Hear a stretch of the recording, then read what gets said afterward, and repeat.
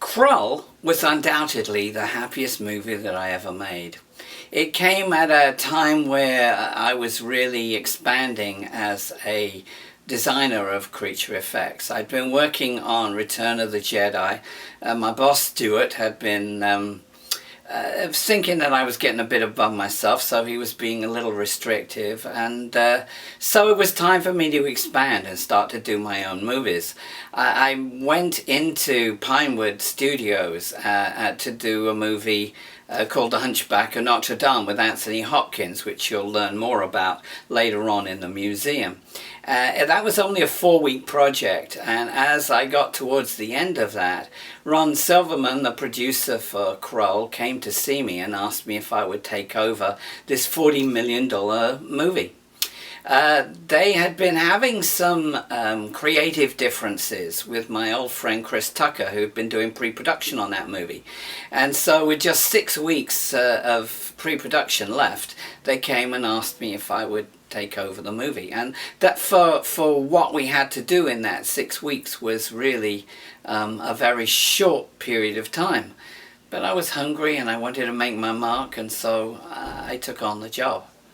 The producers of that movie were very appreciative. It was great, really, to suddenly have a big budget at my disposal. I was able to start to pull in a crew of people. I got Bob Keane, who'd been working with me on some of the other movies, to come and join me as he became my number 2 later on. And it was just a very exciting time for me, where people gave me respect for the fact that I didn't have much time to work with, and so I was able to do pretty much, what I wanted. When I put up this display for Krull, I really thought it was one of those movies that had been long forgotten, but I soon found out that it is actually a favourite movie amongst a lot of people who were young at that time. It's got quite a sizable cult following. One of the most difficult effects on Krull was the making of the beast. It was an extraordinarily odd alien for that period of time. Remember, we had no CGI. This was 1982, and I don't believe that anyone had ever built a suit that complicated at that point in time. I was trying to show what I could do, and this was the first time they'd let me loose with a big budget movie. The eyes and eyelids were radio controlled, and the actress could actually see out through them.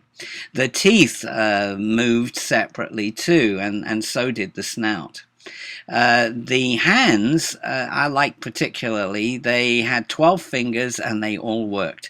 The 6th finger operated off the 5 of the performer, and the 6 upper fingers stood out as the hand below clenched. The lungs and the heart moved as well. The heart would pump fluids right through the body. You could see them traveling up through the hair into the head, and the lungs had a bag over them filled with fluid. That meant when the mechanism below moved, you could see the fluid moving in the chest. In the next photograph, you can see the mechanism that's underneath. All those ribs moved independently from that one motor, and you can also see the head mechanism without the skin on. Inside, we put a female performer. That's because I wanted to get away from the classic stuntman in a suit look, and she had a tiny waist, and we were able to build up the shoulders to make her look more spectacular.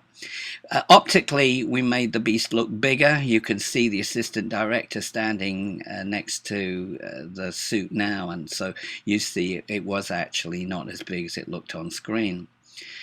Generally, I was very happy with the effects on set.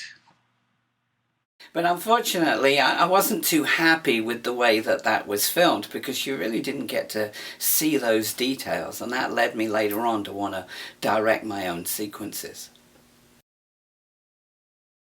The Cyclops was another character that I created for that movie that's proven to be very popular. A lot of people talk about it. It was a strange mixture of animatronic upper head area that was mechanical and a prosthetic lower area that was glued to the actor's face so that he could deliver the lines. The part was played by Bernard Bresslaw, who was a very good-natured guy. First, we'd put on a ball cap to protect his head. The whole mask then fitted over his face, and the lower part was glued to the bottom part of his face with a special mixture that we made so it could be removed daily. Lips were applied over that to put it on, and then the wig would go on the top. The eyes and eyebrows were radio controlled, and if you have a copy of the DVD, you can actually see photos of me operating that at the back end. Bernard was a great guy. He'd become famous in England for playing a part in Bootsy and Smudge, where he was kind of dumb, but he was actually a very smart guy who would, talk to you about all kinds of things you didn't know. The one set of creatures that I didn't like in the movie were the Slayers. There was something I wasn't actually supposed to be involved with.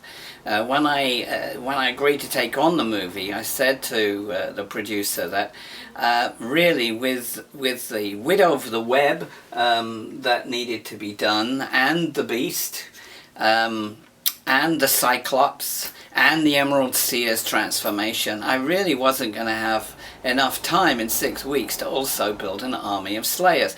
And he said to me not to worry, because he had a prop maker who was building those creatures, and that it wasn't something that I would need to do.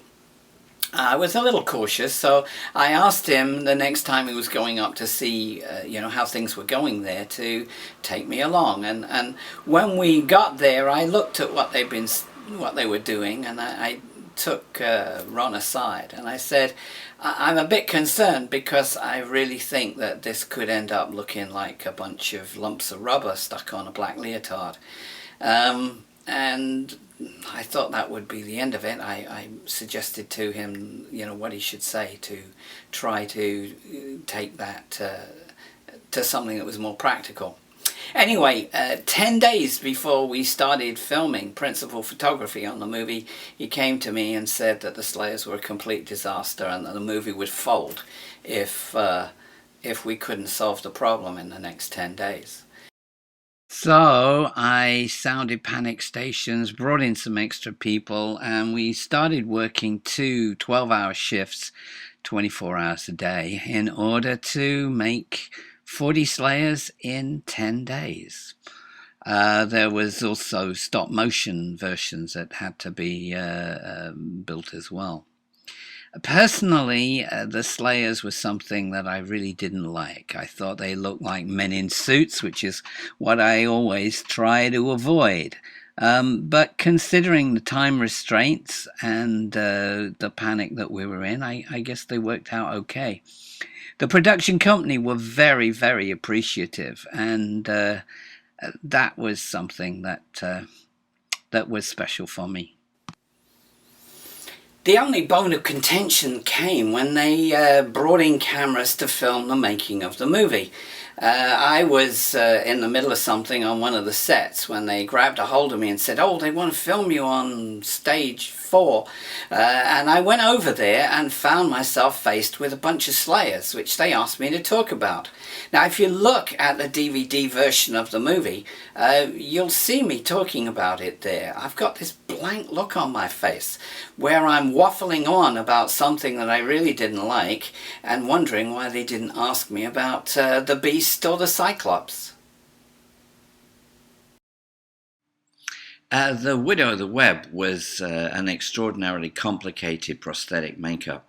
It had 22 different pieces and transformed Francesca from a beautiful woman into a craggy old hag who had spent her life in the center of a crystal spider's web. I made her look very miserable and very sour because I felt that suited the personality of the character. Francesca herself became a problem because she's one of those actors who takes on the personality of the role, and I had modelled the physiognomy of the face to be very old, bitter, twisted, depressed, having spent her life with a crystal spider. So as the pieces went on, she became more and more bitter. She became more and more difficult to deal with, and actually put about an extra hour on the makeup time by being kind of grumpy. When she took the makeup off, which only took a short while, she reverted to the charming person that everybody knew. Derek Meddings, who was the special effects supervisor on that movie, who was a really charming guy who died a few years ago, he would look at Francesca in her old age makeup, and he was a real gentleman. He would pull out chairs for her like she was his grandmother and go and get her cups of tea and try to look after her like she really was an old lady. It was kind of amusing.